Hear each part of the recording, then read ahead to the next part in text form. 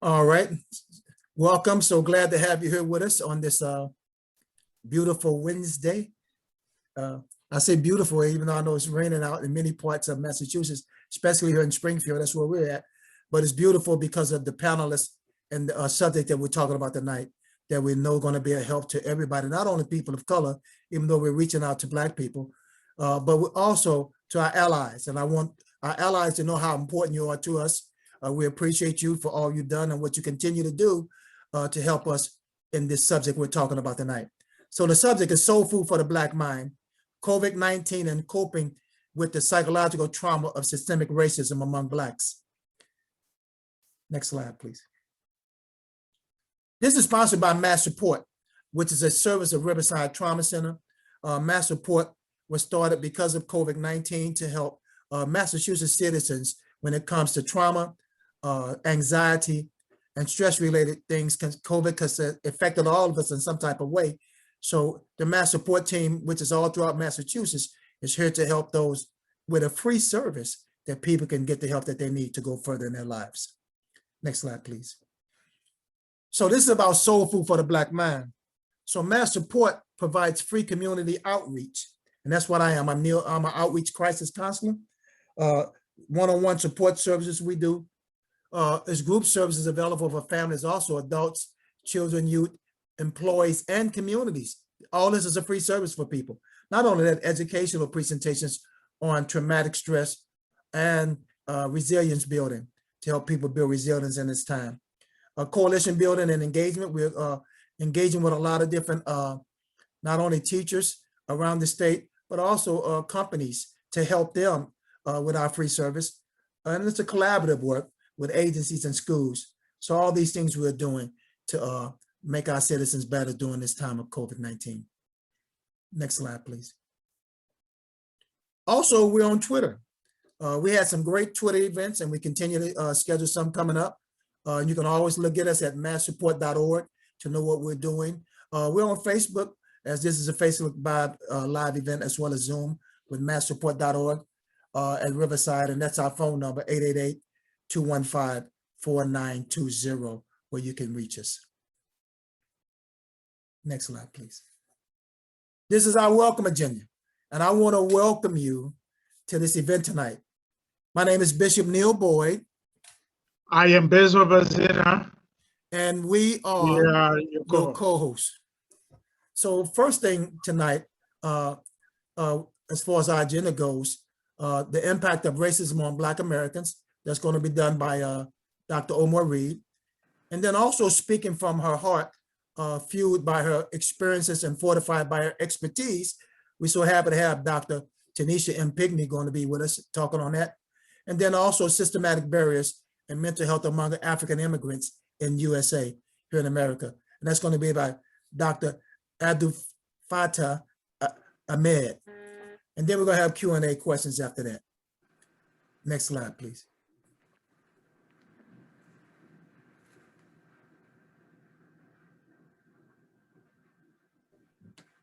Something to keep in mind, some housekeeping issues. Number one, question and answer. Please put your questions into Q&A, not in the chat. Number two, Soul Food team will ask panelists questions first and then guests. Number three, chat will contain resources and information on Mass Support. Number four, follow-up email will go out tomorrow, as well as resources. Cameras and audios will be off, please. Next slide, please. Just to give you an idea for those who coming in and might not truly know what it's all about, Soul Food for the Black mind, as far as COVID-19 coping with the psychological trauma, systematic racism among Blacks. This is our third discussion, and it's focused on coping with the psychological trauma of systematic racism in the Black community and people of color, of what we have to deal with each day. Also, it pertains to the pandemic. In our first discussion, we talked about how systemic racism has become a mental health problem in the Black community because it's intergenerational, dating back to the days of slavery. And that was a great discussion we had in the meeting. This affects not only Americans born Blacks, but also immigrants from Africa and other countries. This continues to present tensions and barriers of acceptance as equal citizens or human beings, period. The goal of this event is to acknowledge the exacerbated tensions we're experiencing and COVID-19's role as we cope with the struggles of acceptance and identity, as well as healing mentally, physically, and spiritually. And this is with gratitude for our allies in the struggle. Next slide, please.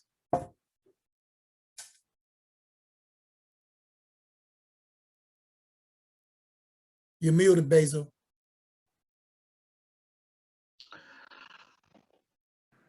We got Dr. Omar Reed here. Dr. Reed is currently a licensed educational and school psychologist, as well as a licensed counselor with over 35 years of experience. His specialization is in children, adolescents, and adult learning disabilities.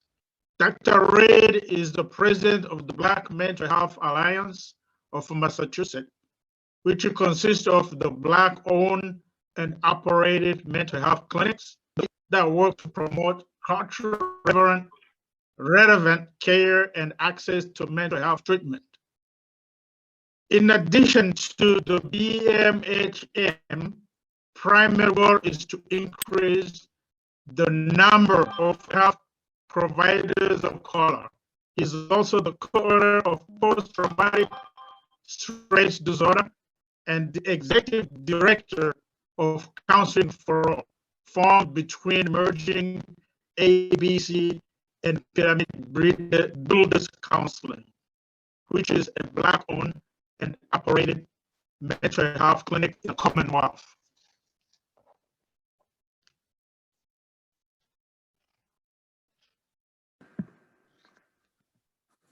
Okay. Can I begin now? Can you hear me? Yes, we hear you loud and clear, Dr. Reed. Okay. So let me just start off by just saying that, thank you for inviting me to be amongst this great group to talk about the conditions that affect Black people, about racism. And I had the fortunate ability about 12 years ago to meet with about 13 white men to really have a conversation around race. Each one of them are for different ethnic groups. One was Italian American, two were Irish, one was Scottish, another one was Greek American, another guy was from Australia.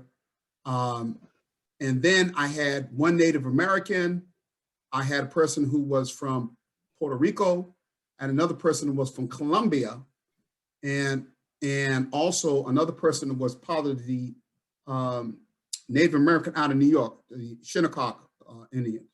So it was a good mixed group of white with a few other folks of color.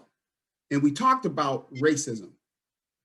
And one of the things that's important for people to understand, because we always say Black people always complaining, oh my God, here they go again. We all dealt with prejudice. That's what my Irish friend says.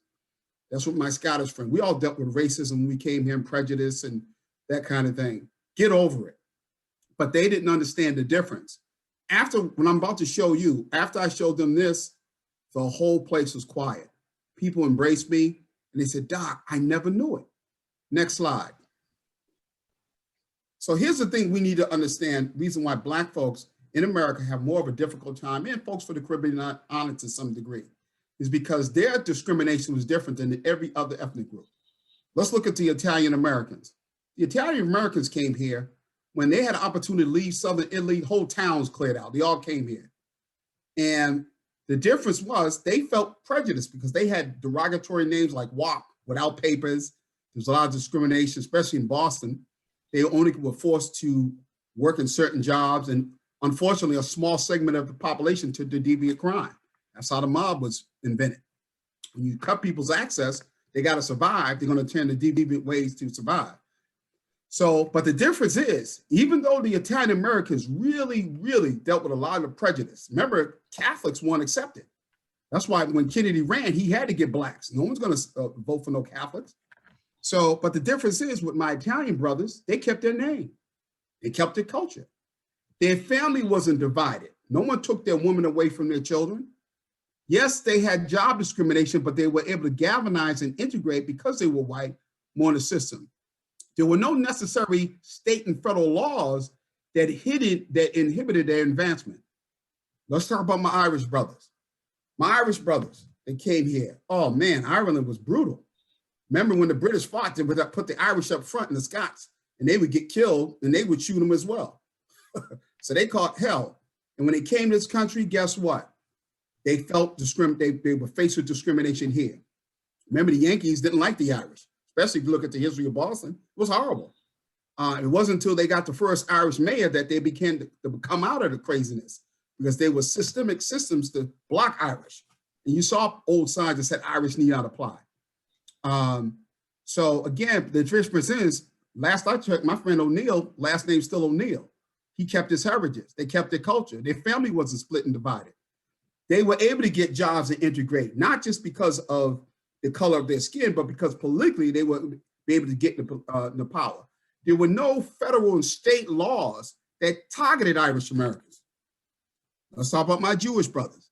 We don't need to go on the story about Jews, how they were discriminated against in this country, right? And still today, you see it there with all the anti-Semitism. But again, they kept their name, they kept their culture, they kept their family. The family was intact. No children were taken away from or divided. Jobs, they created their own jobs. That's why Jewish folks were hated by the Aryan groups and things like that, because they have an economic system. Politically, there were no laws on the books to really target the Jewish community or Jewish people to keep them down. Let's talk about the Native Americans and Latino people. Well, for the Native folks, they kept their name.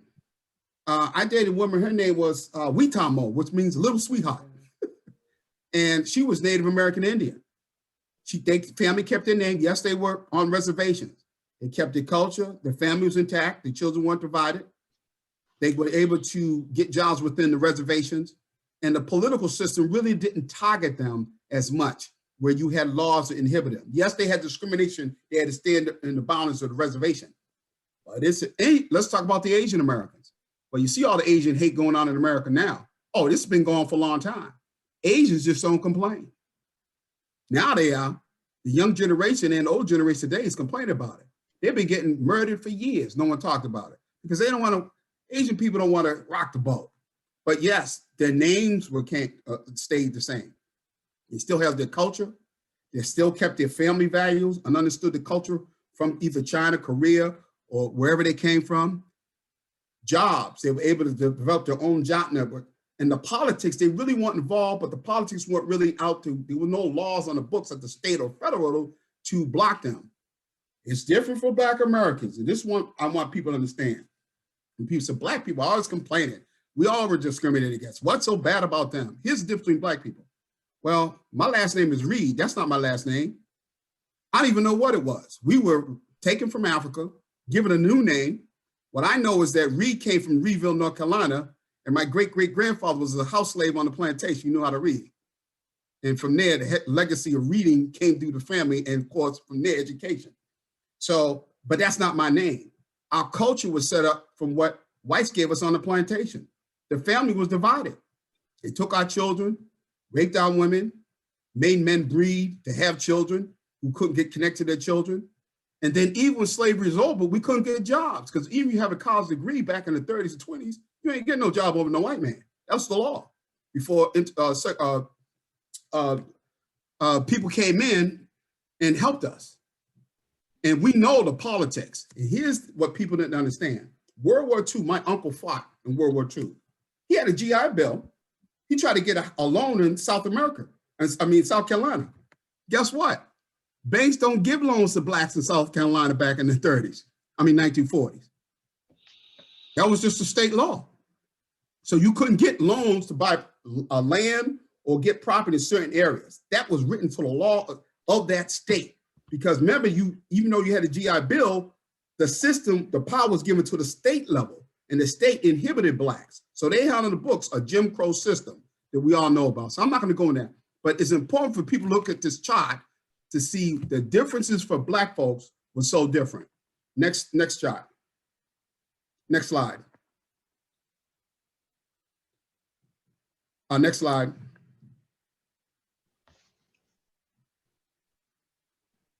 So here's the other thing too I want to say, because we're running out of time, is that when you add COVID and all the stuff we know about the Tuskegee experiment, Blacks are just hesitant to take the vaccination. We have laws have been in for a long time to keep us. We technically just got really access to America in the 1980s, because before the 70s, we were still fighting for rights. And looks like things are trying to go back. So again, racism for us is different than any other, well, prejudice for us is different than any other ethnic group. No other ethnic group has endured what Black Americans in this country have dealt with. And not only from slavery, from the Jim Crow period and the other racism, especially in the northern states. So this is why we are so impacted and have psychological trauma based on that. So again, it's the same thing. Another decade, the same struggle. We had Jim Crow, the police and the KKK, employment blocking, voting issues, lack of support from the state and federal government. And then we had employment barriers. And the people wonder why a lot of us go crazy. We turn to crime. There's alcohol, substance abuse, all kind of domestic violence amongst us, because the system has really attacked us and almost broke our spirit. But for the grace of God, a lot of us have made it because of the church and other things, in spite of. Next slide. So I want to just slow it down a minute and talk about this, because this is important to understand. There's the maintenance and result of systemic racism. There's a maintenance of systemic racism due inferior education and limited career options. All this stuff leads to deviance, substance abuse, as you see on here, poor health and mental health. All these diagnoses come up from that: PTSD, generalized anxiety disorder, all the other ones. Our Black families destabilized because Blacks are not provided job opportunities. Now, this is the big scam. The big scam is they really want you to blame the white man. And when they say man, they talk about mechanisms against Nubian. I got that from one of my white friends. But we don't create our own jobs. I want to talk about the Vietnamese real quick. The Vietnamese, I got drafted, and thank God the draft ended in Vietnam. But the Vietnamese came to Boston in 1975. They employ 90% of their people. They still don't speak English. They own everything from, if you're in Boston, from South Boston all the way up to Ashland Station. They employ their folks. They're doing fine. How come we can't do that? And then what really jams us up, because of the financial stuff, where we can't employ the majority of our people, especially Black men, our whole system, our way of being is so traumatic. So then when we see things like George Floyd, it just vicariously traumatizes us more again. So let me leave it here, just for time's sake, and again, move it to the next folks that need to talk. But I want to give people that overview. But here's the solutions. We have to acknowledge that systemic racism exists. Like, I met with these white guys, they got it. They cried. Man, I didn't know you had it like this. We got to promote political change. Without that, it's not going to happen. Provide support for mental health, physical health, and employment. But the employment has to be where we're given the opportunity to create our own jobs to hire the majority of Black people. It is not a responsibility of white America to hire all Black people. If we think that, we're out of our mind. That's not racism. But don't block us. Help us. Give us the opportunity to do it.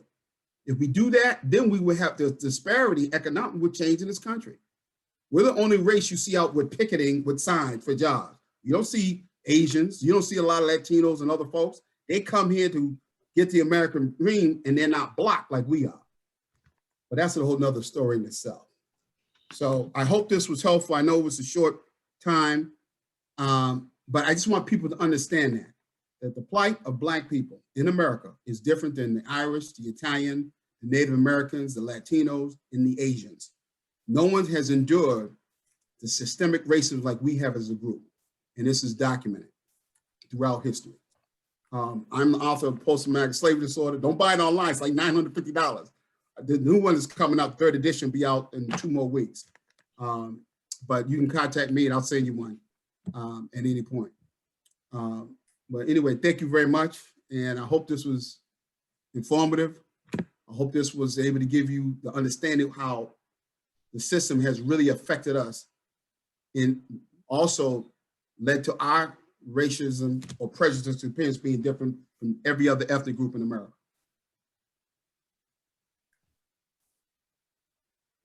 Thank you very much, Dr. Reed. We really appreciate that opportunity you're sharing with us. Now we're going to go on to our next panelist. That's Dr. Tanisha Pigney, founder and chief executive officer of Revelis Specialized Accounting and Consulting, LLC. Dr. Tanisha, which is known as Tony, she would rather call her Tony. Dr. Tony has a PhD, MSCJ, MAFF. She's also certified as CFE, CEB, and CSCD, as well as CCII, known as Dr. Tony. Is a humanitarian and social justice activist with expertise in criminal social justice, finance, crimes, and fraud examination, mental health, priority and awareness, leadership, and areas related to diversity, equity, and inclusion. As a relationship coach and mentor or mediator, Dr. Tony runs the financial forensics and business consulting firm, Revelis Consulting LLC, specializing in various forms of meditation or mediation leadership coaching, diversity, equity, inclusion, training and consulting, and nonprofit board management. Dr. Pigney has an extraordinary passion for supporting positive legislative, civic, and workplace policy reform related to BIPOC and BIWOC. It's a lot of acronyms, Dr. She'll tell you about them, individuals and communities.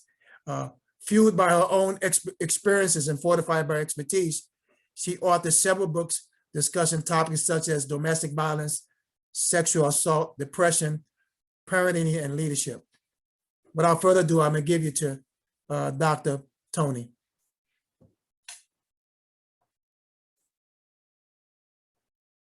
I think you're on mute there. Thought I was unmuted. Thank you. Okay, thank you. I appreciate the opportunity to speak to your group today. And anytime we're given this opportunity to talk about some of the unique experiences that happen within the Black community and what we experience is always an honor to join in. Just to tell you a little bit, the BIPOC and BIWOC, that's BIPOC and BIWOC, which is Black, Indigenous people of color, Black, Indigenous, and other people of color. And then there's also Black, Indigenous, and other women of color. Some of the things that I do, just to clarify my experiences, I'm the chair of the Worcester County Commission on the Status of Women. I am on the board of the Massachusetts Council of Family Mediators. I am a fraud examiner. My PhD is in criminal justice and criminology, but I also have a background in accounting and financial forensics. So I do a lot of stuff. And oh, I forgot, I'm also the board president for the Board of Trustees of the Worcester Recovery Center and Hospital in Worcester, Mass. And I say all that to say that I try to create a space at the table. And the reason is I just want to read quickly. I'm better at writing poetry than reading it. But the first poem my mother taught me, I was about 3 years old. And I learned how to read at 3, but this was the first poem she taught me. And it was I Too by Langston Hughes. I too sing America. I am the darker brother. They send me to eat in the kitchen when company comes, but I laugh and eat well and grow strong. Tomorrow, I will be at the table when company comes. No one dares say to me, eat in the kitchen then. Besides, they'll see how beautiful I am and be ashamed. I too am America. And that poem, as a little girl, spoke to me. And my mother said to me, the one thing the things they can never take away from you is your education and your faith. So how does this equate? I went through 3 sexual assaults, 3 separate situations, 8 years of domestic violence, and so much more. And then I found myself raising 2 boys on my own. And as a solo parent, I'm raising these boys and I'm seeing what's happening in America. And I had a choice. I can either be in fear as a single Black mother trying to raise two Black boys. I grew up in Newark, New Jersey. My kids started part of their life in Newark, New Jersey. And I could either be fearful, I can be angry. As things evolved, I could become a social media activist, meaning I just type behind the computer, or I can educate and learn and be at the table. So the things that are important when we look at our Black community are, for instance, policing. Yes, we can say anti-police, but we have to look at the problem. And the systemic problems are, first of all, self-leadership. Before we can change the system, we have to first identify, you can't de-escalate a situation until there's a form of self-leadership. Every single encounter with the Black person creates fear and anxiety. For the Black person that's in the car, for the police officer, unjustifiably so most of the time, for those around, for those watching, as we saw with George Floyd, and the impact of the witnesses. I had an instance where when my younger son wasn't quite diagnosed yet, but he was 7 years old. In the school, he was symptomatic, hallucinating. The school calls the police in. When I get there, my son is shackled. My 7-year-old, feet shackled to a bench, hands in handcuffs. Another time I went to his school, they had an ambulance and he had handcuffs at 7 years old, strapping him to an ambulance bed. Why are you scared of a 7-year-old? And he was a skinny, small one because he was premature. Why are you scared of a 7-year-old? So when we talk about the PTSD in the Black community, it includes everything about all of our experiences, even our financial experiences. We talk about the Black family and we look at it and we say, wait a minute, there's problems in the community. There's problems here. Where does that root from? Yes, that roots from slavery. That roots from separating our families from Africa that brought here and then separating them again once we got here. But then we also looked at now our Black men are pitted against the Black women, almost as if whose life matters more, whose financial security matters more. So what happens? We are infighting because we're trying to get to the table. And it's like there's only one seat at the table. So what we do, what people like I do, and Dr. Reed and Dr. Ahmed and the rest on the panel, what we do is not only come to the table, we make sure that there's an opportunity to bring others to the table. Diversity is not just about diversity of color or ethnicity. It's about diversity of experiences and ideas. So by adding the Black experience to organizations, to systems, it's not just so that you have a Black face sitting there, but it's because our experiences have informed our survival.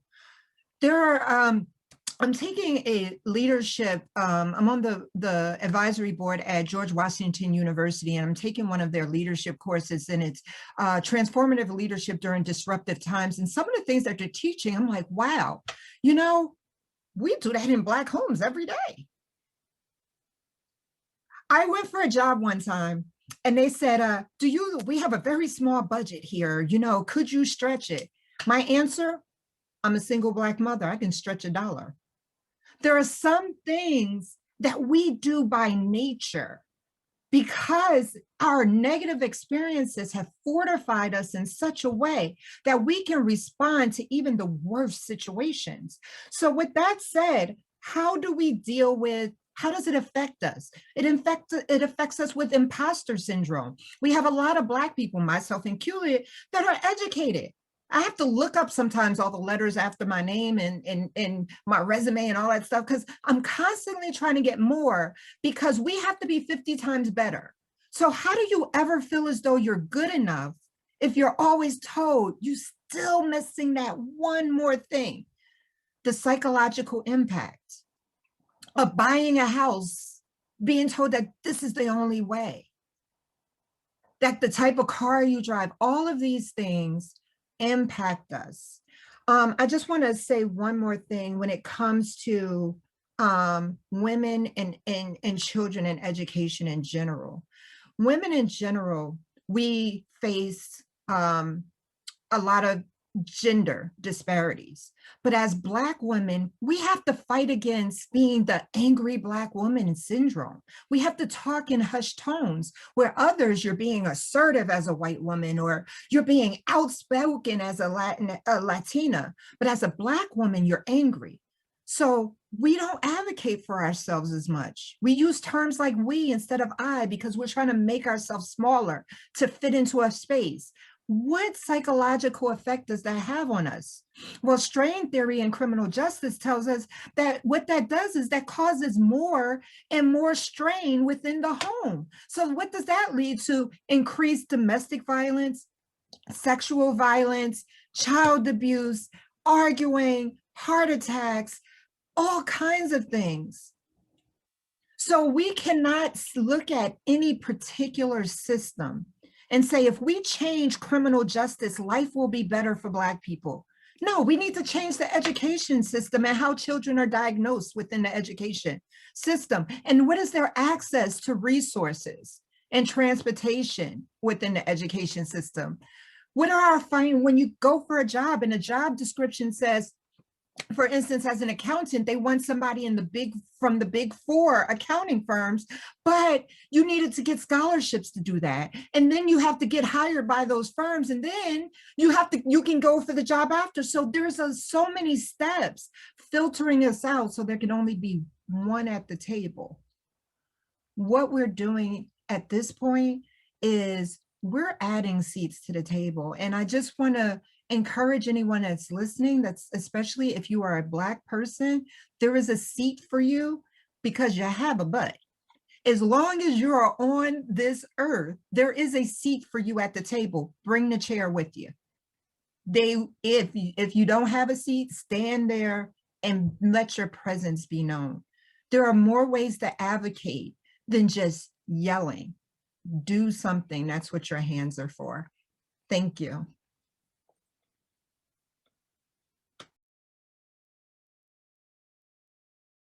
Thank you so much, Dr. Tony. Really appreciate that. Very good insight on some things that you spoke about that. And we're going to get into the Q&A and ask some things about that. But the next one up, I'm going to bring on my co-host, Basil Bazine. The first question is for Dr. Reed. Basil, Dr. Reed. Basil, we got to bring on Dr. Ahmed first. Oh, okay. All right.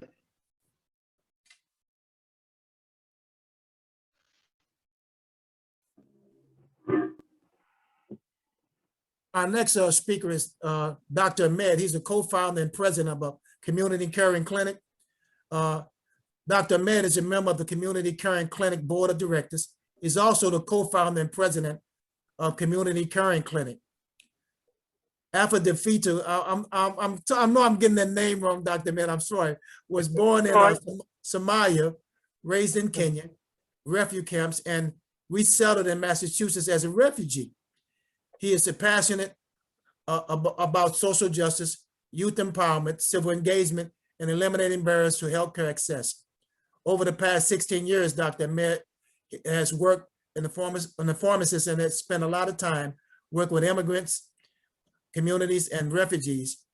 In addition, Dr. Ahmed is also the founder of the Atlantic Global Aid, nonprofit organization established in 2010 for the purpose of bringing building experience, medical supplies, nutritional supplements, and medical personnel volunteers to Africa to build and strengthen sustainable community development initiatives through the peace building and practitioner approaches. Dr. Ahmed he also advocates for people living in poverty and those struggling in mental health illness. So glad to be able to meet Dr. Ahmed when he opened up his clinic there and right there in Boston, and so fortunate to be one of his speakers.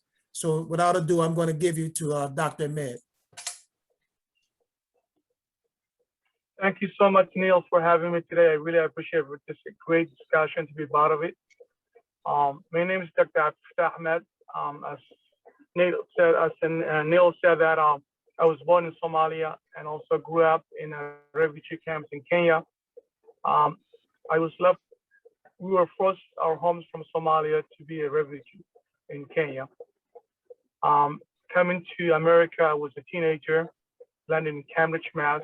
I was able to go to high school in Cambridge High and was able to finish and end up going to college.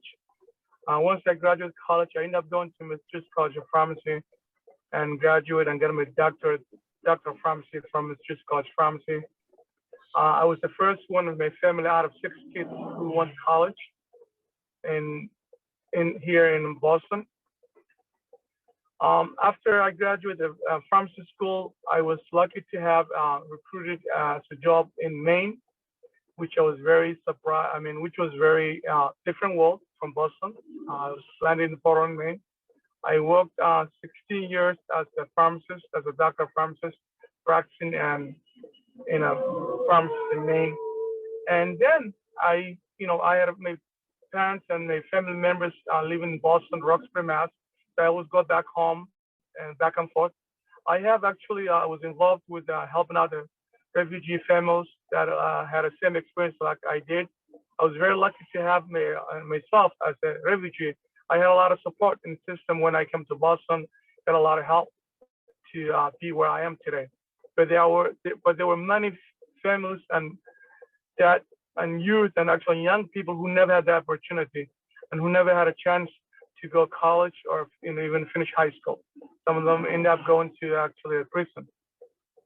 And after 17 years of practicing as a pharmacist in Maine, I realized that actually this is pretty much, not what I want to do anymore. I want to help and also help out the rest of our community to address the mental health issues that was affecting and actually affecting many families, and separating the many families, and which African immigrant community or refugees usually do not talk about mental health due to stigma issue.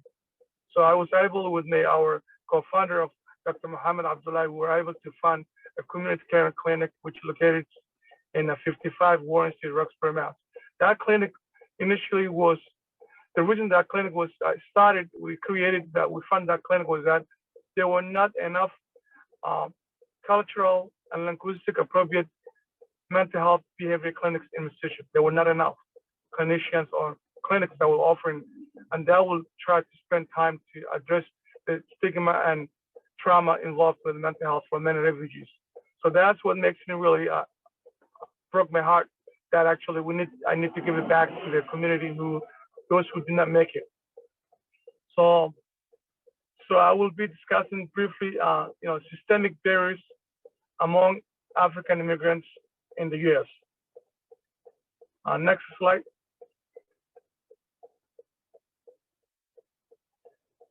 Next slide. Some of those systemic barriers are language barriers. As you all know that actually in America right now, in terms of mental health for African immigrants, refugees, language barriers is huge stigma for getting access to the mental health system. Because it's very important that actually a lot of, having to go to, it's very difficult for many immigrants and refugees to get access to mental health because they do not have the language and culturally appropriate services for mental health to get the service that they need. So most of them do not go to get some help for mental health services. For example, there are some studies that I reference here. There were 15 different studies that look at it, the limited language proficiency, which was a very significant associated with the less frequent mental health care visit for many immigrants families. Because of that, it's very important because of that lack of language, proficiency, English proficiency, they don't feel convinced enough to go to mental health services. Limited language proficiency is likely to lead to delay in treatment, inadequate care, and misdiagnosis. Next slide, please. The next issue that also I want to address is a cultural barrier, cultural bias in mental health for many African immigrants and also other immigrants is a very huge one, because as you all know that actually culture plays a major determinant in terms of for African immigrants in order to get health care or mental health services. It's very important to them because they are cultural beliefs they believe in terms of getting services for mental health. For example, in terms of mental health services and mental health issues, for many African immigrants, the first place that they will go to is their churches or mosques. They'll ask their imams or church leaders to discuss with those issues related to mental health issues. And as we all know that those our imams or the church leaders are not clinicians or not mental health practitioners. So that will delay for services, that will delay for treatment. So they don't get the help they need right away. So that actually creates a lot more family separation, more depression, more anxiety, and there's a lot also trauma involved with many families that experience as a refugee that came in this country. And they have all those packages. So for example, if I look at some of the actually examples that I have, some studies that actually I reference here, providers, the provider narratives of interactions of people of color, especially African immigrants, mental health clinics illustrate that mental health fields, organizational culture, and hidden norms are major determinant of quality of care and potential sources of institutional bias. So in a way, for example, in the system that actually in America, money providers are not culturally appropriate, for the treatment that they are providing to their immigrant clients. It's not enough. Another study also noticed providers lack of awareness of their fields hidden norms, which are often rooted in a Euro-American cultural ideals limits that ability to offer alternative practices that may better serve the patients, even when those providers believe that they are applying a patient-centered approach. For example, another study also look at it in the vast, diverse context of the United States. It is very critical that mental health professionals unearth their own implicit bias while also they also taking action to diversify the mental health fields, broader assumption, structure, and practices. So it's very important to look at out of box. So when you are treating someone who is from background from immigrants or refugees, some of these patients or clients are experienced, they have history of trauma. So it's a very, sometimes some of the providers of background, they, immediately they don't notice that, they don't look the whole scope of the person, holistically treating this person because of the mental health issues. Next slide, please.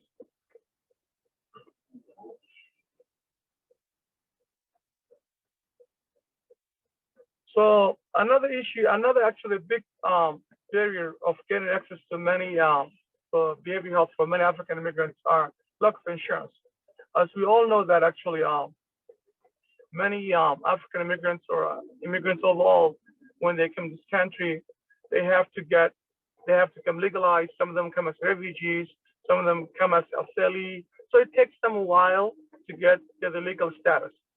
So that delays of getting for help, for mental health services, because if they don't have insurance to seek help.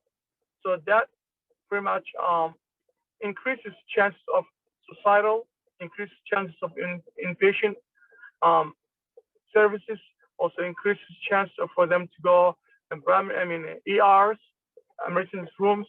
So that takes a really major factor for many immigrants. For example, the U.S. Census data show that immigrants are more likely to be uninsured than the native-born citizens.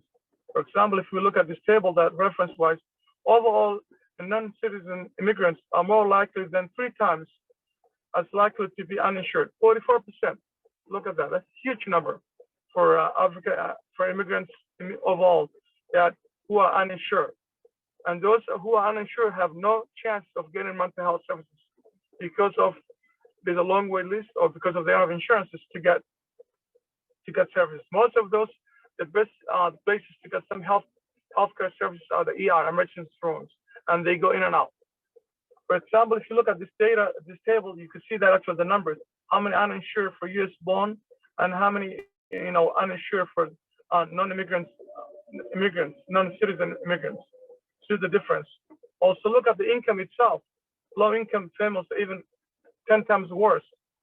If you look at it, US born citizen, 22% of low income are uninsured. Naturalized citizen, 26%. Non-citizen immigrants, 56% are uninsured. So which means that most likely they don't have access to get behavioral health services. Next slide, please.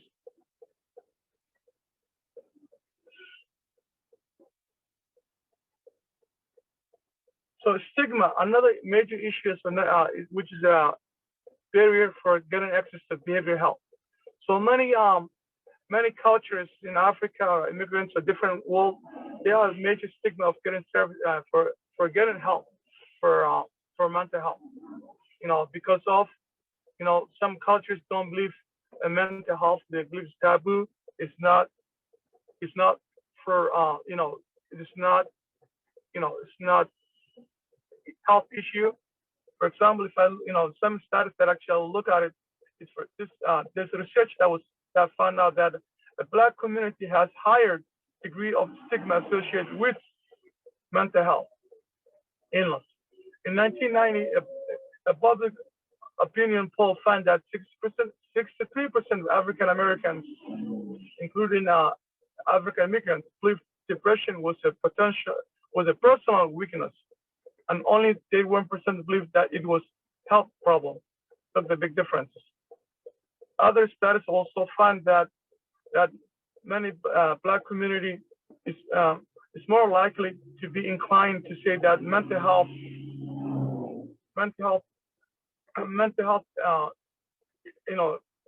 is associated with the shame and embarrassment. Individuals and families that the Black community is also more likely to hide the illness, and that happens also among the African immigrants and refugees too. They do not talk about mental health issues among outside or even the primary doctors because of the stigma itself that this will be known to other community members that they came from, and it's shame to know that you have mental health issues, and that delays of diagnosis, that delays of getting help, and that will eventually cause family gets separated, or also they will pass that to their young kids and families. And also another individuals in the Black community are more likely to believe that since they are survivors, since they survivors so many adversity, they are strong, and no one that has right to tell them that there is something wrong with them. So they view a mental health issue as weakness, and that is huge even to our African immigrants community. That you got to be a very strong person. If you have if you say that you got counseling or you see a clinician or you got some service, they believe that you're a very weak person.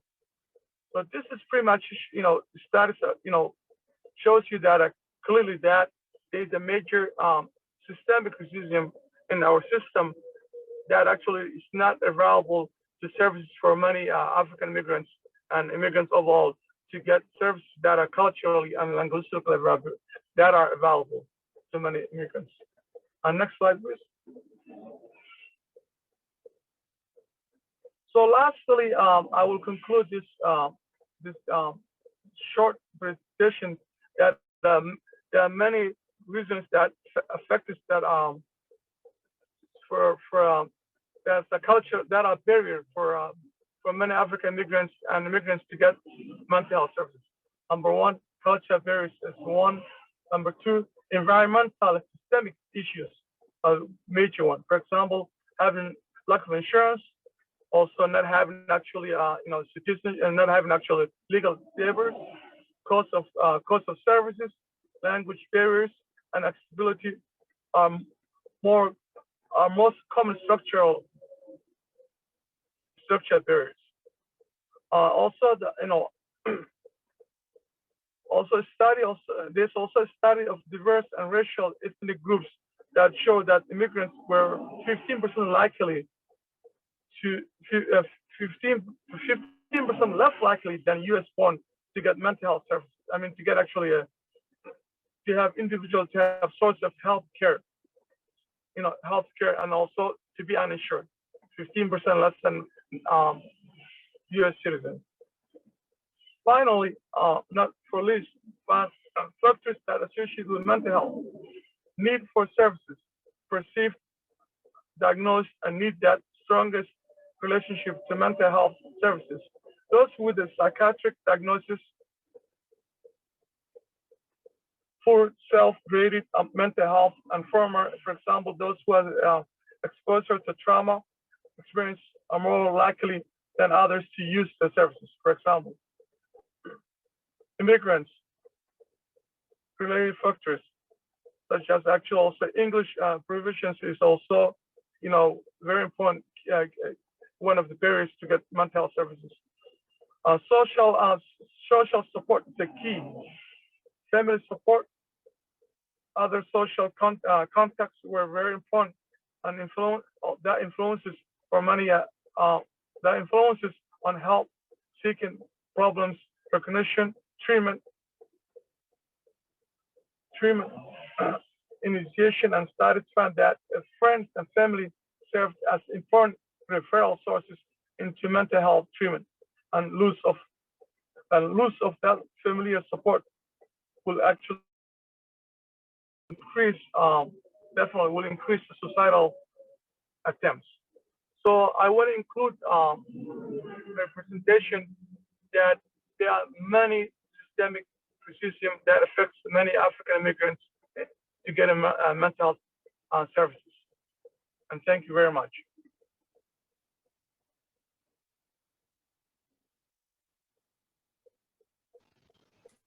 Thank you, Dr. Ahmed. Appreciate your input. Now we're going to open it up for discussion. All the panel members, Q&A time. That's where we're at right now. So we're just going to open up on all the panel members, and the panel come up on the screen, and also Basil, my co-host. So if you can bring everybody up, maybe on the big screen a little bit. Mr. Nick, if you can bring us all up on the big screen, like we do when we have trainings, and we can just talk to one another, have an open discussion. I think, Basil, we're going to start off with you with the first question. Dr. Reed, can you hear me? Yes, I can, sir. Oh, thank you. So the first question to you, with your extensive experience working in Massachusetts, can you give us an idea of the state of mental health of Black Massachusetts? So that's number one. Number two, that's compared to pre-COVID and during COVID. Can you compare? Number three, can you rate the system of mental health in Massachusetts in terms of being friendly and culturally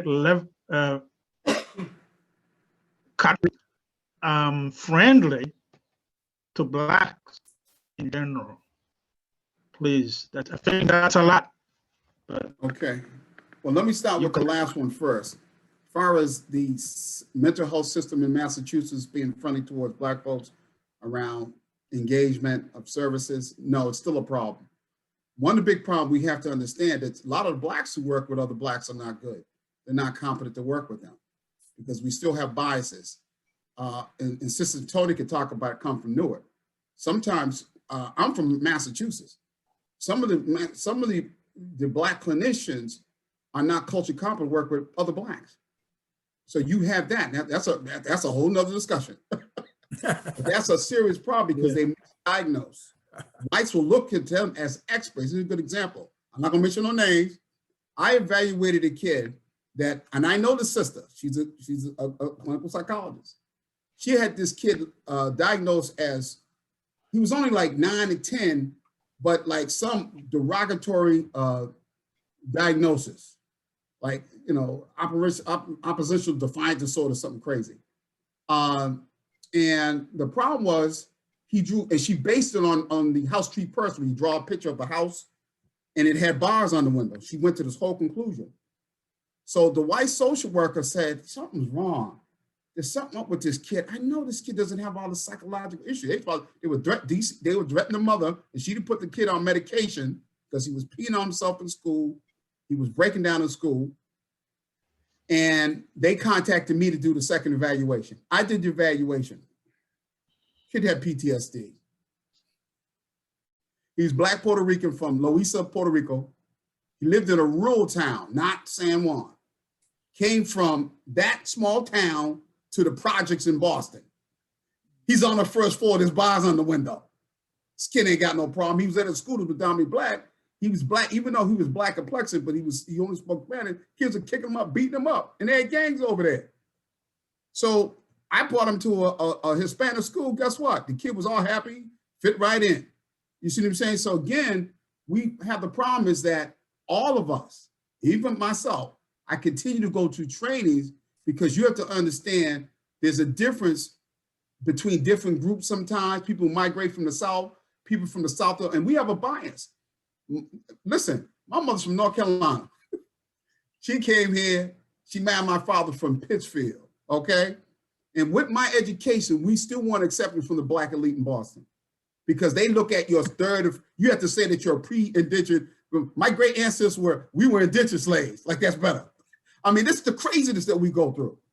And even down the vineyard in certain places, you know what I'm talking about. Tony, you know, speak up, Doc. You know what I'm talking about. Know. We got this issue, and some of the white clinicians are better working with our people than our own.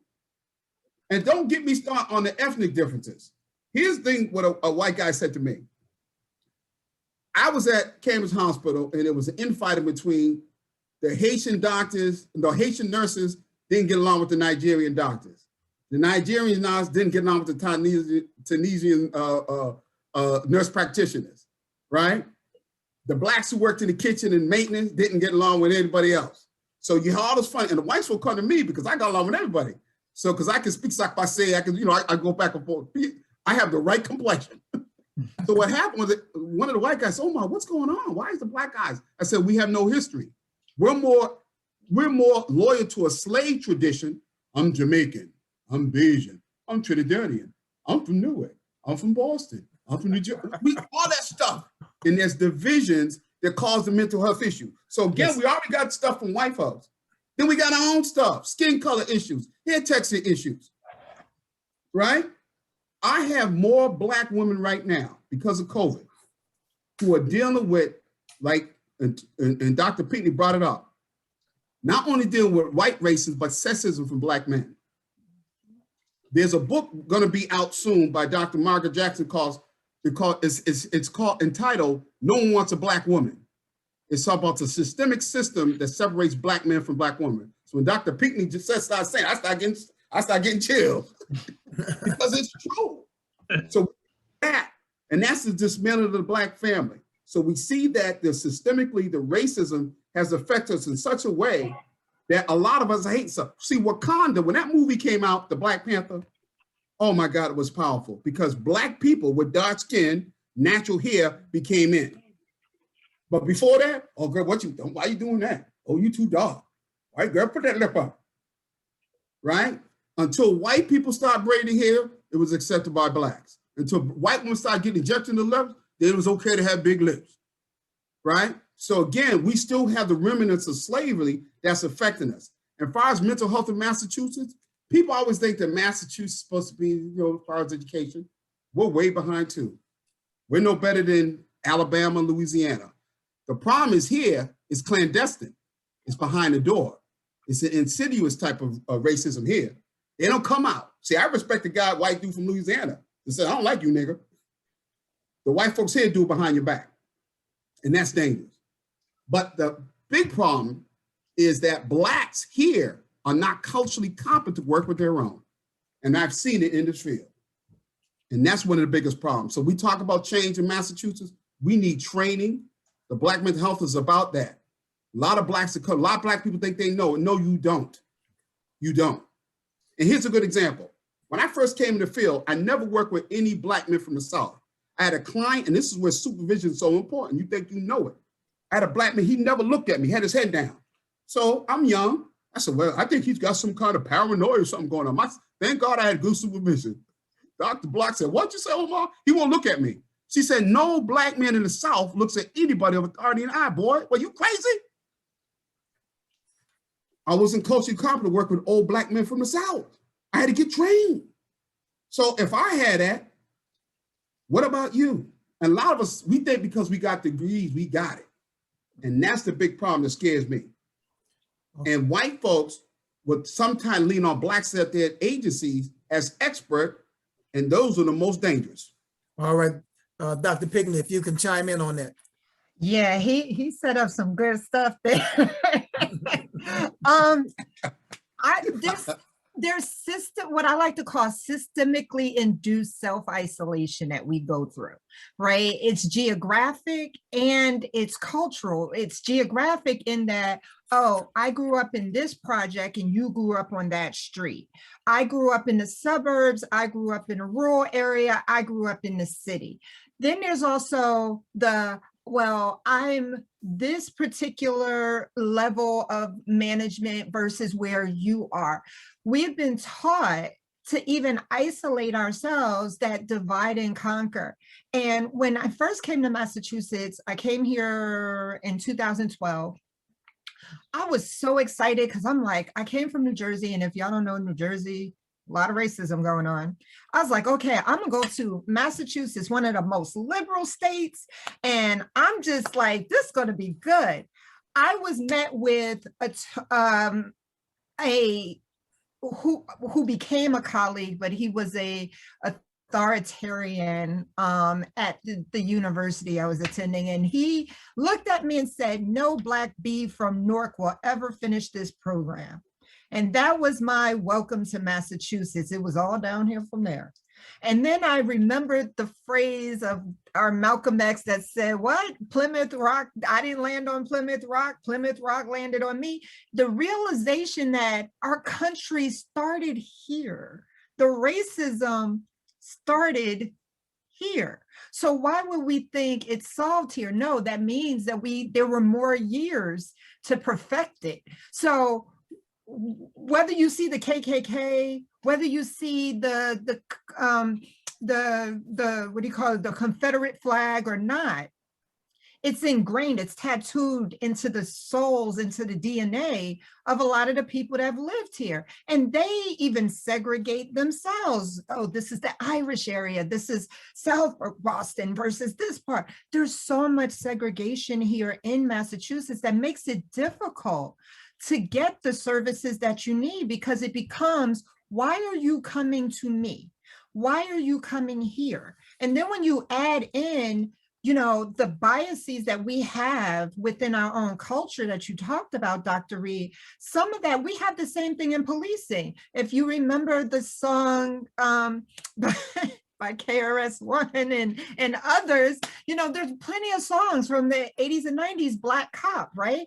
Because the thought is that Black cops are sometimes harder on the Black community than some of the white cops are, that Black teachers are harder on students than some of the white teachers are. We're told they don't care, and we're told that the white teacher is better and that the white doctor is better, but that's to diminish our trust in our own people. And that's also to say, oh, when I get this type of client to me, I have to work harder to straighten them out and show them what they need to be in life.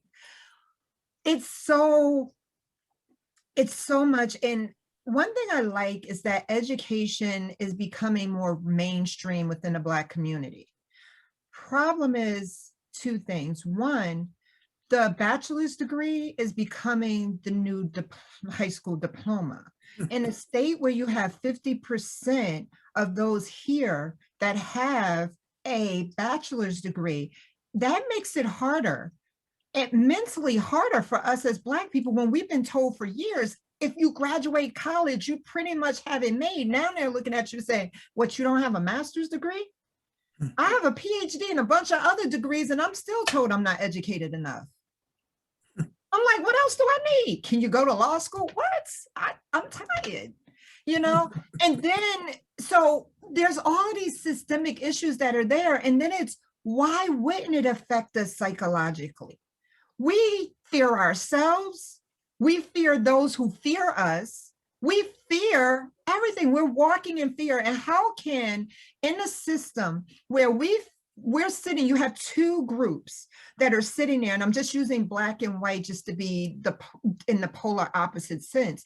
But when you have two groups looking at each other in fear, how do you expect de-escalation of a situation? How do you expect resolution or anything else?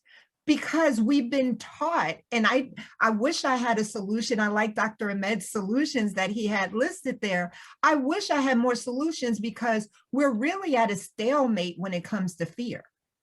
Who is more at fear? What Black people are saying, hey, but y'all are shooting up everything. And white people are saying, but y'all just exist. All right, thank you for that. Dr. Ahmed, before we move to the next question, did you want to add to that? Absolutely. I'll share you a quick story.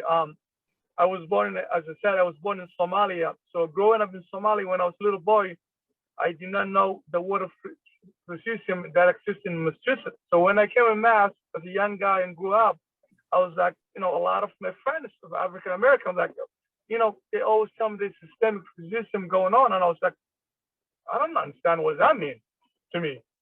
So when I graduated college and, and I went to practice as a pharmacist, so we started to open the clinic in Roxbury. It took us almost a year to get a space in Massachusetts to run as a clinic, to get a space, almost a year to get a space. And guess what? We have blank spaces, we meet all the credit records, we met everything, all the requirements. And because of the name, they sit on it. And when you call them back, say, hey, I filed application for rent. Can I get some answer? We're still processing the application. 3 months passed later, no word. I was like, how long do I have to wait? We do not know the timeline. Before you find out the place was rented out, almost 3 or 4 different places, spots in Massachusetts. So I always thought that in Massachusetts is one of the very liberal states, and there's no such systemic racism exists. But I was like, wow, now I know what my friends were talking about. I can't even get a spot. I thought that actually, I was very, privileged that I went to school. I have a that, income, record, excellent credit history. It'll be no problem for me to rent the space.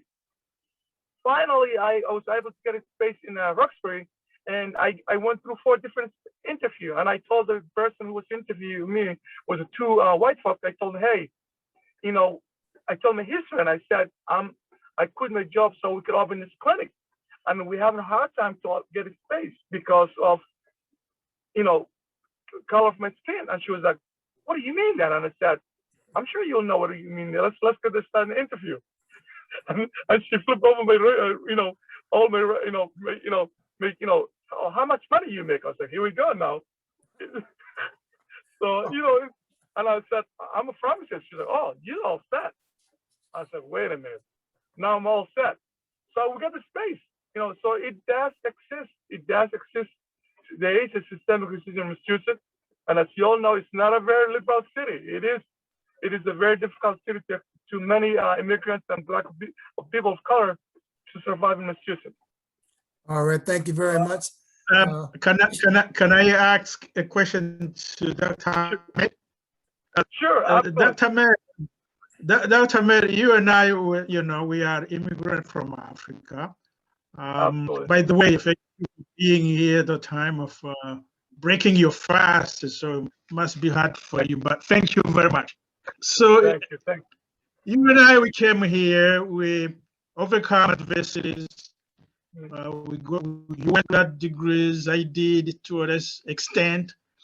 So do you think us Black Africans are disadvantaged or advantaged compared to our brothers and sisters who are born here? Do you think maybe sometime Black us from Africa, we fail to understand their struggle, and maybe also them too, they fail to understand where we're coming from? It's some kind of mutual ignorance. What are your take on that? That's excellent question. Actually, that's a really good question. I'll tell you a little example for that.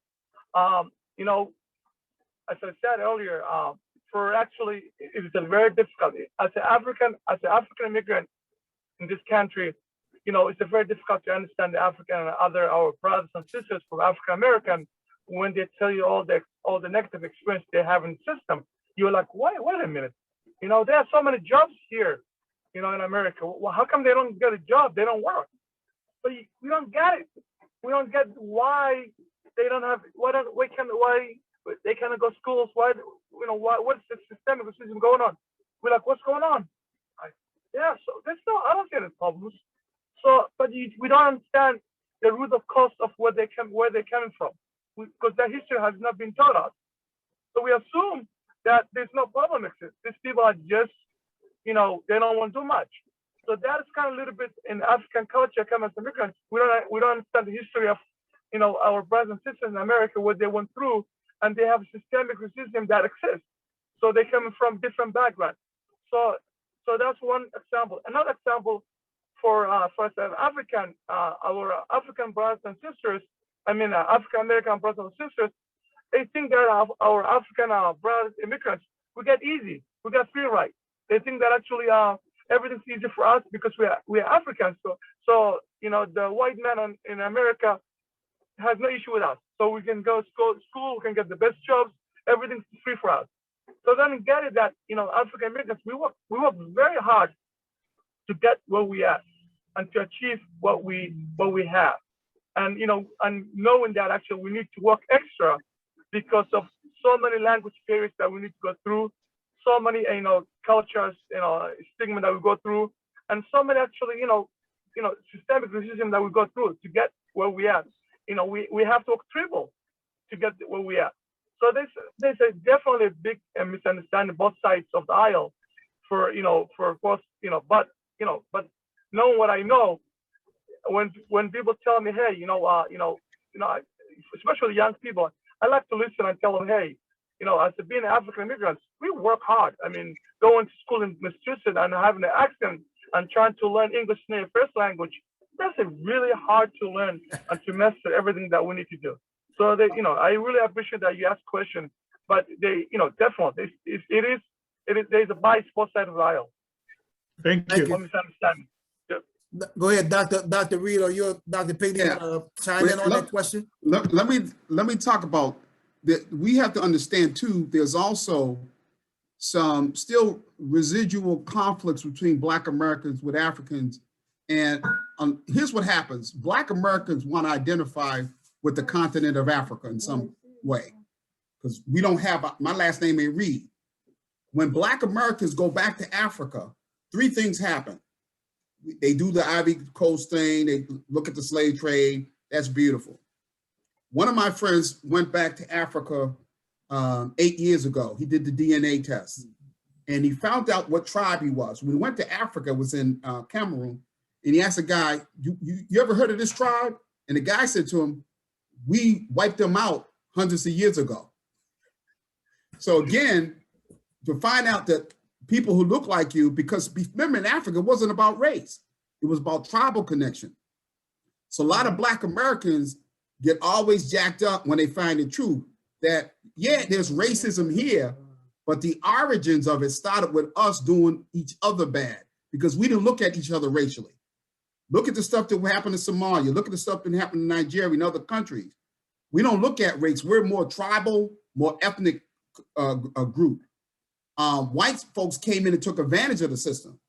But I think a lot of Black Americans get upset because they have the historical awakening when they get to Africa and find out that, you know, your tribal group was wiped out or sold into slavery. The other thing too is when they found out that not only did whites own Black slaves, but Native Americans. One of my friends is Cherokee. I'm Cherokee. When he went down and did a thing and find out that he don't have access to none of the Native American stuff because they were slaves, it blew his whole thing away. So there's a lot of awakening. The more you understand the situation about how we played into the whole slave trade, it really makes a lot more Blacks in America depressed. These are educated Blacks who want to get enlightened. But here's the thing. A lot of the issue I have sometimes with my African brothers and sisters, they come here, and just like Dr. Ahmed said, if they don't understand, they see they're coming at a different time where they can get access based on what happened with us. If this was 1940s and 30s when they were lynching Black folks, they didn't care where you from. You look like them, they'd lynch and kill you. But it's a different time, so they're taking advantage of what we laid them. Then they don't understand our situation. They go, all Black Americans are lazy. They don't want to do nothing. Not understanding that history. We've been beat up, run amok, like bamboozled, hoodwinked the whole bit, where it's difficult for us to even access a lot of things. Where they're coming over here because they're coming from they're seeing the land of opportunity. It's a different view. And we got to be careful to understand each other. And they also too, once we understand the origins of slavery, Blacks sometimes go into a deep depression and anger here in America and blame our African brothers. And remember, this happened 500, 400 years ago, okay? Because there were tribal wars. So we need to understand that, but also embrace each other. And we got to let go of that stuff. We got to let go of what happened in the past, move forward, work with each other, work as a group, and understand that the more that we're divided, the more that we're loyal to a slave ethnicity. When you say you're Jamaican, Barbadian, that becomes first, then we're going to always be separated and people can manipulate those divisions that we saw at Cambridge Hospital. So again, we have to be careful and understand each other's history. So my whole thing is that we have to work with each other. Thank you, Doc. That's great insight that how we keep ourselves separated in the things you said. Dr. Pigney. I just want to add to that to say, yes, definitely our past should inform us, but we can't allow our past to lead us. And a lot of times, knowledge is power, but knowledge can also be distracting. And sometimes in the Black community, knowledge is distracting. As we got DNA, like I got my DNA information, and I found out like 86% from Africa, from West Africa. And I'm like, wow, you know, I haven't really traveled much. How that happen? So, you know, you have all of this there and you get that information and you want to attach, as Dr. Reed said, to what you feel is your culture. But what you really have is a group of people, 12 to 14% of this country, who don't feel like they have a home. We feel like in other words, we feel like nomads. We feel homeless. We know that we live in the area, but we also know that our roots are not there. But yet we don't either have the means or the connections to go back home. And then when we go back home, home doesn't exist, but yet the people who brought us here keep telling us to go back home. So we end up in this nomadic situation where we're moving to different parts of the country. You see over the last, especially since the 1900s, where everybody from the South moved to the North moved to the South, and then the South came back here. Now you see a lot of people from the North moving back to the South. So we're nomadic. We don't have roots a lot of times. And what we need to learn how to do is to say what we say in our apartments, in our houses, that home is where the heart is. We need to realize that if you don't have roots, you can establish roots. It's about healing ourselves and not waiting for a system to heal us. We have the power to do a lot more than we actually do because we've been told so long that we're powerless. And we've grown as a community to believe it. And yes, that impacts our mental health. We think that we cannot do it, even though we're already doing it. Dr. Pickens, while we have you here, let me ask you this question, since you deal criminology and that type of thing, and you're expert in that. In your work dealing with clients, do you see your job in helping them become better individuals, able to cope with their struggles, more of a social justice and racial equity issue, or more of a mental health issue? I don't think the two can be I don't think you can disconnect the two. Okay. Because the racial issues are so ingrained in our lives. It's not like we can go home and take that off. What do? We sit at our tables during holidays and we come home to our family and we share those experiences. So it is a social justice issue, the work that I do. It is very much social justice, but I can't do it without discussing the mental health impact of it, not only on the community, but on the law enforcement officers. There are some law enforcement officers that are dying because they're delayed in their responses because they're scared to make the wrong decision. And they have role confusion because they don't understand what serve and protect really means. Because you have, for instance, you have communities that are saying there's a high amount of crime in this community. Police, where are you? Help us. The next day, they're at the police station saying, defund the police, we hate the police. What do we really want? So the social justice movement is one thing, the mental health movement is another, but I really think we need to combine that and make that one and the same. That's one reason why when we do CIT, crisis intervention training, we not only now talk about how to respond to individuals that have a mental health issue, but how to respond specifically to people of color who have a mental health issue. Because what a symptomatic white person might look like and a symptomatic Black person might look like might not be one and the same. The base symptoms might be the same, but they might be exhibited differently. Because there is a cultural connection to it. When a police officer arrives, there's automatic mistrust. So while I say it's a social justice thing, like I said, I don't think you can separate the two. All right, Dr. Matt, did you want to chime in on that question? I 100% agree. Absolutely. So for us, I'll say more about mental health issue, especially for the clinic, for our behavioral health clinic that we serve. A lot of clients that came to our clinic actually, they already went through that actually in terms of systemic racism. So many of them are here coming for us to offer resources to get some help. So our goal is actually one thing that we've done really good is we hired actually clinicians who are bilinguals. So most of our clinicians that actually have a kind of background of our clients, where they're coming from. So in a way, actually, we kind of address inequality itself, saying that, hey, when you walk right into that door, you are welcome. And also offering a community support program, helping that actually, and connecting with the case managers, trying to actually connect with resources, all that stuff. So I think it's very important to have a, to have actually, more service for more people. Thank you. How about you, Dr. Reed? Did you want to comment on that? I agree with both of them. It's both.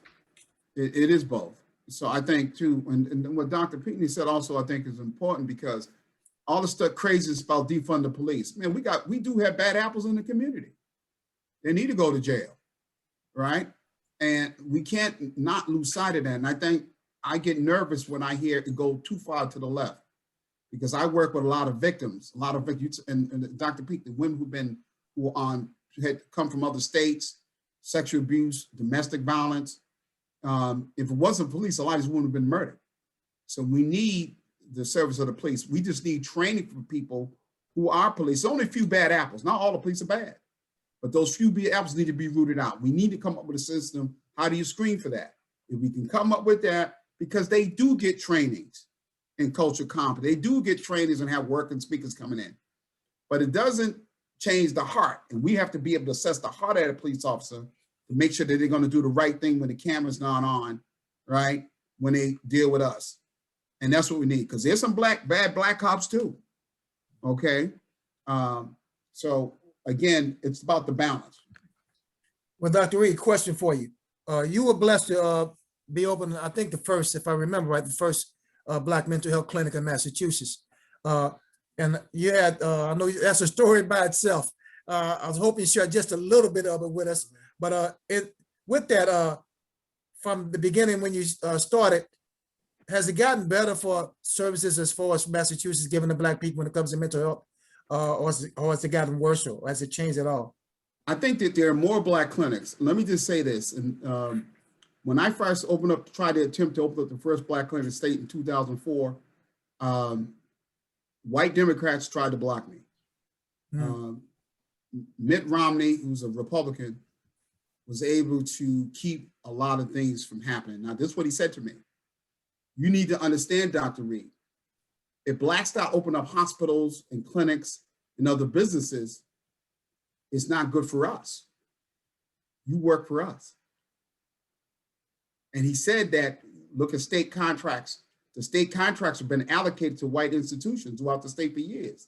So for Blacks to come in, and we get a lot of money off your people. So for me, I'm not from here, but I'm gonna divide that money up for you. And we was able to get a contract with DYS and DCF. But DCF at the time, Harry Spence was the commissioner. He told me he couldn't give us a contract because he's got an obligation to his white agencies. So again, we're talking about systemic racism. Right.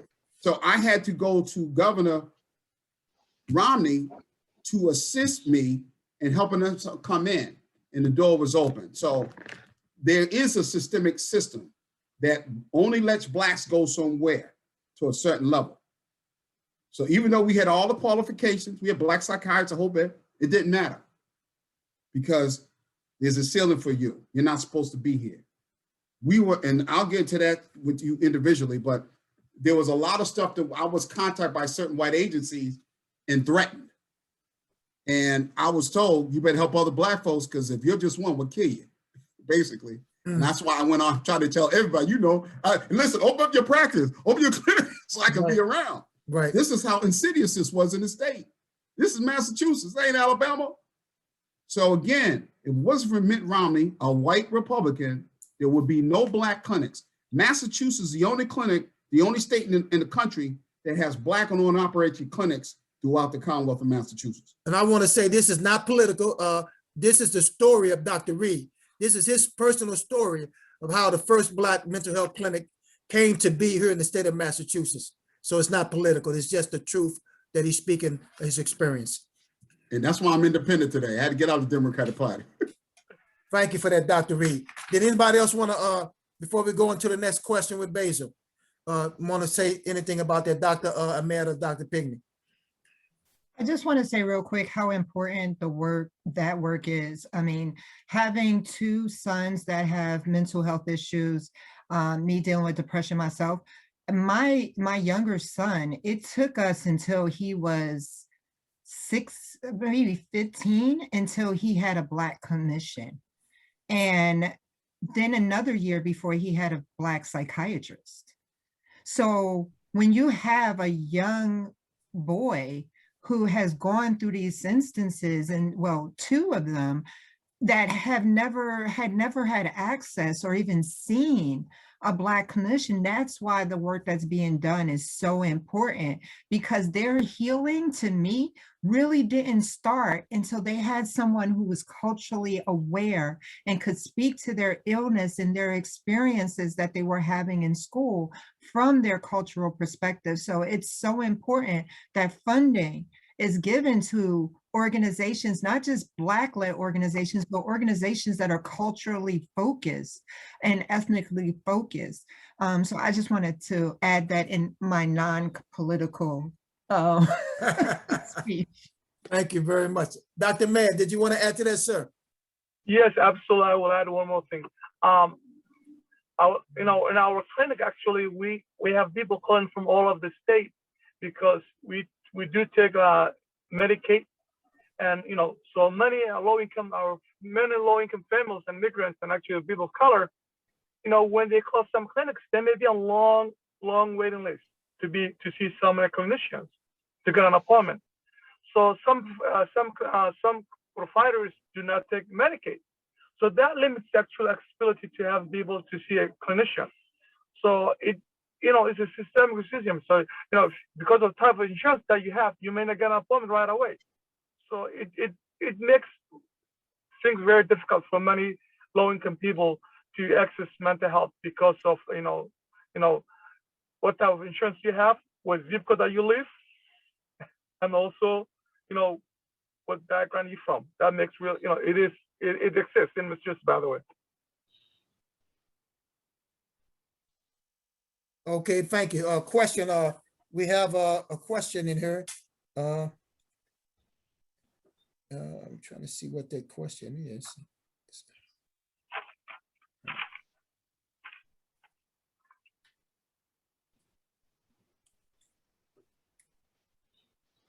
All right, Miss Garcia.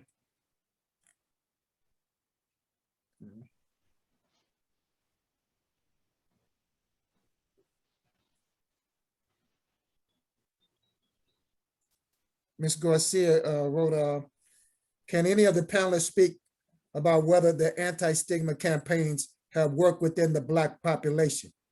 Has there been a successful campaign? If yes or no, why?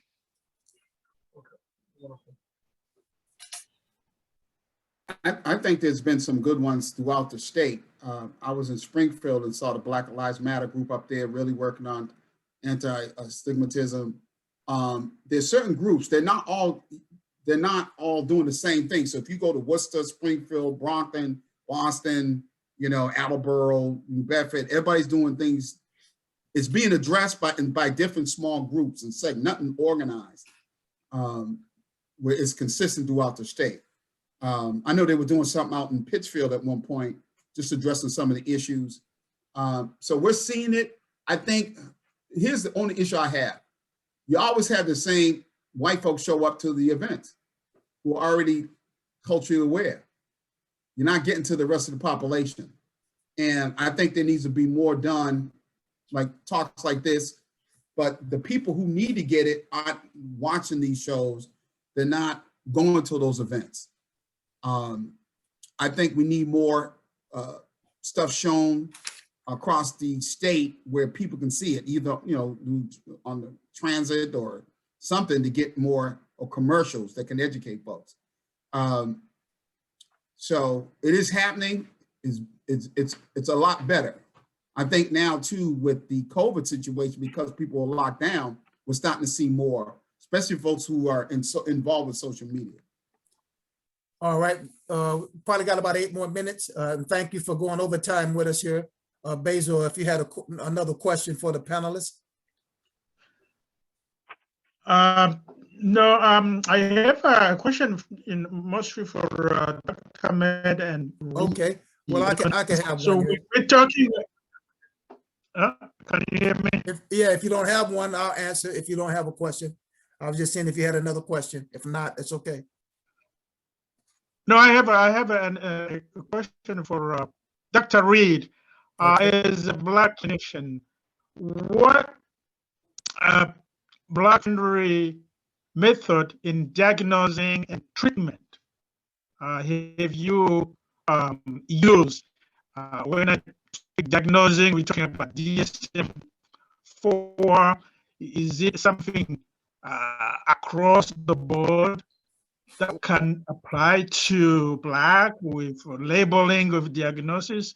And what are really the best treatment approach for Blacks in your experience? That's an excellent question. I did a training with interns every Wednesday in the morning at 10 o'clock. And one of the things that I train as a neuropsychologist. Now we have to understand that Black people were given slave food on the plantation. We call it soul food. It takes you to soul quick. It's a high carbohydrate diet: macaroni cheese, macaroni salad, fried chicken, cornbread, all that stuff is put on weight. So wheat kills us. We didn't have wheat like in Africa like that. So diabetes, we lead the world in diabetes, high blood pressure, gout, Crohn's disease, right? So the drug dealer that's really affecting the Black community is the insulin dealer, not the Coke dealer. So a lot of our folks issues are exacerbated because of health. Let me give you an example. Thyroid is never looked at. If you're eating a diet that consists of dead foods, and this is real crazy. In Africa, before we were slaves, Black people were taught this food women eat, this food that men eat. For example, if a woman eats food like spinach, macadamia nuts, Brazil nuts, things like that, are high in testosterone, it's gonna make her gain weight. She's gonna have a mustache. She got to wax every week, right? It's gonna affect her mood. She's gonna be aggressive and irritable. Just like if a man eats a lot of foods as estrogen, even though it's healthy, like flaxseed, men should stay away from flaxseed, right? Things like that. So when you Google foods high in estrogen, food high in testosterone, that's the first thing you're gonna look at. 90% of my clients I deal with have thyroid imbalance. That's because of thyroid. There's certain foods that affect your thyroid, affect your mental health. So therefore, if you have any kind of social stressors, you're done. You're really gonna fall to pieces because you're biologically stressed because of your anatomy. And Dr. Hamid, he knows this. This is what we understand. As in the medical field, if you don't tie the medical piece with the mental health, you're not helping that client. The medication side effects kill a lot of us. So my diagnosis, I work with folks on not using medication. I look at their diet. I looked at those things first, along with working with them on what's causing their problems. If you don't address those issues, you're just doing the Band-Aid. You're treating a symptom, not the cause of it. So I got a lot of clients who come in with generalized anxiety disorder. Now, if you got generalized anxiety, you're always on flight mode. You're like this. So what causes that? Hypothyroid, right? Vitamin B deficiency. Those things affect you. And certain foods that we eat are not beneficial for Black people to eat. It's not racial. And then when you add dairy products, wheat is so bad for Black people, right? If you got wheat out, we won't have diabetes and a lot of problems that we have physically. And that's the reason why pumpernickel, sourdough, Ezekiel bread is the best bread for Black folks to eat. We're not supposed to eat wheat. It's horrible for us. But because of those things, if you're a clinician, if you're not assessing or treating that person, doing a thorough evaluation, looking at their medical record, looking at their blood levels. Black people go to the doctor and we get blood work. They never sit down with us and go over the results. We just have blood work. Did you go over the result? No. So again, we don't know if our B level is high or low. You may need more Bs, but they don't tell us. So if you have a low B level, you're gonna be biologically depressed. It's crazy. So again, we have to bring more competence in integrating mental health with the medical piece, because you can have people recover from those illnesses. 99% of the clients I have been successful because I educate them about their body so that I can get to here. If I just work on the issue, it's only for a short period of time. You do all the psychoeducation you want, all the role playing, that stuff ain't gonna work if you don't help them get to the root that's affecting them up here internally.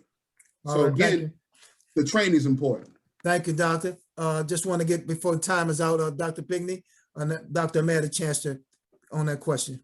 Yeah, I just want to, if I can, go back to the anti-stigma question. Sure. Because one of the things, anti-stigma campaigns tend to be very general. not specific to culture. So I think we need a lot more campaigning, starting in the religious institutions. You still have a lot of churches and other religious groups that believe that mental health is either a defect. Some still believe it's a demon. Some think it can be prayed away, or alienation will get rid of it. It's so really saying that it's okay, and it's unfortunate that a lot of the deaths by suicide has led to an increased discussion, especially when it comes to Black men in the African American community, but that increased discussion that it's okay for Black men to be broken. I remember it's like it was regular for me to see my father and my grandfather express emotion. I didn't know that that was rare. They, for some reason, felt comfortable. So I saw my grandfather cry about what happened in war when he was in the Navy. I saw my father talk about the things that he went through in North Carolina and coming here. He was my stepfather. I thought that was normal until I talked to my mom, and she's like, you heard stories I never heard. I never saw my father cry. Right. So we need to normalize that. And the other thing is the opioid crisis is also concerning. Right. The opioid crisis, when it was in Harlem and other places, it wasn't an opioid crisis until it started affecting soccer moms who were taking pills. Now, all of a sudden, it's an opioid crisis. So the stigmas that we talk about aren't just our mental health stigmas, but our substance abuse stigmas, where there is a separation between how the stigma impacts some races and ethnicities and how it impacts others and what the responsiveness is. So I just wanted to add to that, if that's okay. Thank you very much for taking us there. Thank you very much. Dr. Mayor, we're going to close out with you because we're about to close out. Yes, sir. Bishop, there is a question Q&A that has not been answered. I know we're going to have to close out, though. I know we've been on the extra 15 minutes. So we want to give Dr. Mayor the opportunity, to comment on this. Absolutely, Bishop. Thank you so much, actually. I know the time's almost up. I will just add actually the piece of the stigma itself. We need to invest more to recruit clinicians, people of color.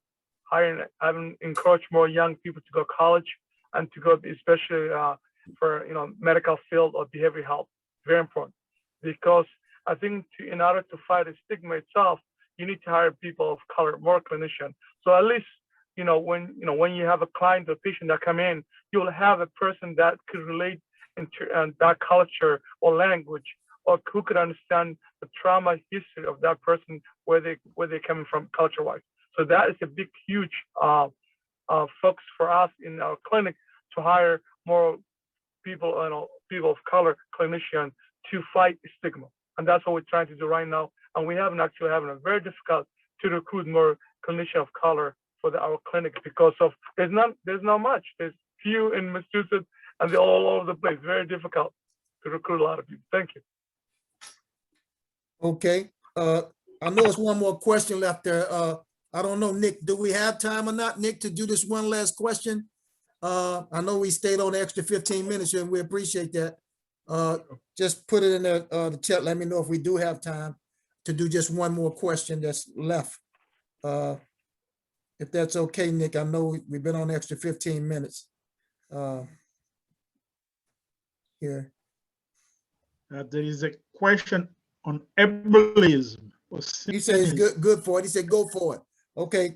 He said go for it. So this is a question that was sent to my head a long time ago. Okay. I think it's fair to Go answer. ahead. So this is a gentleman, a Black gentleman who is disabled, and he defined ableism as basically Black to Black. I would say Black to Black.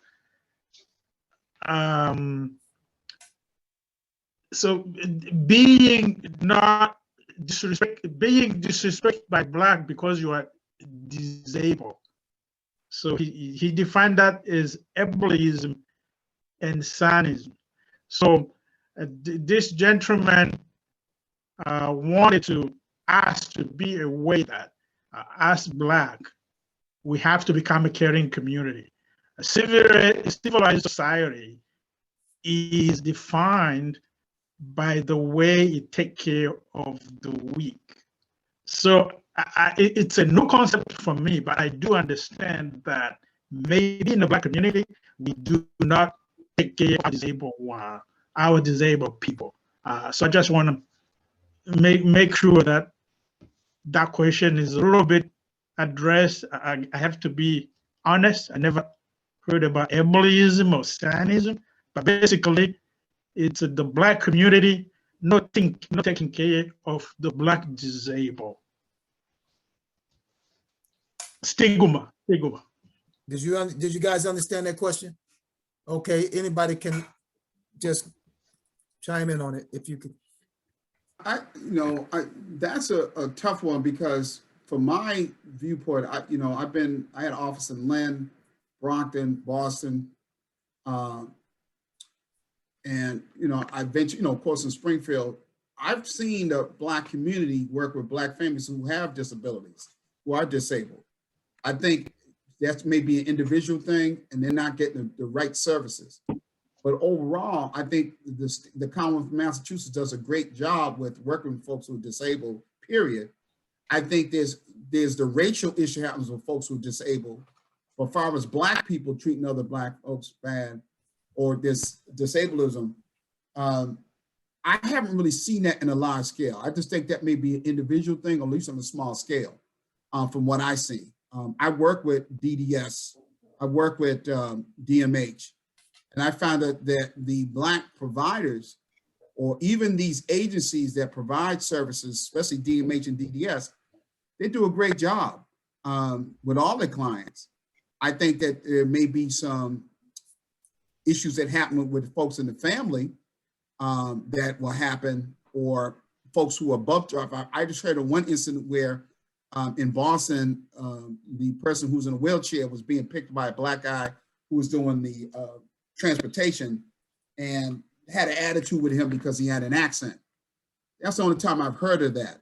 But on a large scale, I'm hoping, I don't know everything, but from what I'm seeing, I don't see it as a large scale. I think that may just be maybe some individual stuff. So I don't know if Dr. Pinckney and Dr. Ahmed can talk about other things. Well, one of the things that I do is I'm also a special education surrogate parent. And I do that because my kids got older, and I'm like, I've gone through the education system with my children here in Massachusetts, and I wanted to be that resource for other kids. And most of them have developmental and other, what we would label disabilities or different abilities, or however you want to label it. And I agree with Dr. Reed. I've seen some like impressive amount of care and resources taken for those children. Now, where my concern is, why do we give so many resources to children who have been separated from their families, rather than those same amount of resources to help children and families stay together? So the resources are there, but I think we wait sometimes in this state until people hit rock bottom to give them everything they need to pull up, rather than doing things to keep families together. So the resources are there. I really see, that's one thing I really love about this state, is the support that's given, and even commissions that are in place for those with disabilities, different abilities, that are neurodivergent or what have you. So I just wanted to throw that in there. I think this topic really is calling to Black community caring for Black folks. And I think we can agree that there's still room to improve. And that actually, the question I was going to ask to Dr. Pinckney is somebody who is in mediation. How can we bring Black people together, or the sections of Black people Caribbean, African, Black American. How do we move forward? And with your mediation skills, I think we have to kind of really find a way forward as a community to be strong. I think first of all, it's building trust. We have to trust ourselves and we have to trust others that share our complexion. And when I say our, I should say our hue, because we have a wide range. So we need to build trust. And secondarily, we need to understand that there are shared experiences.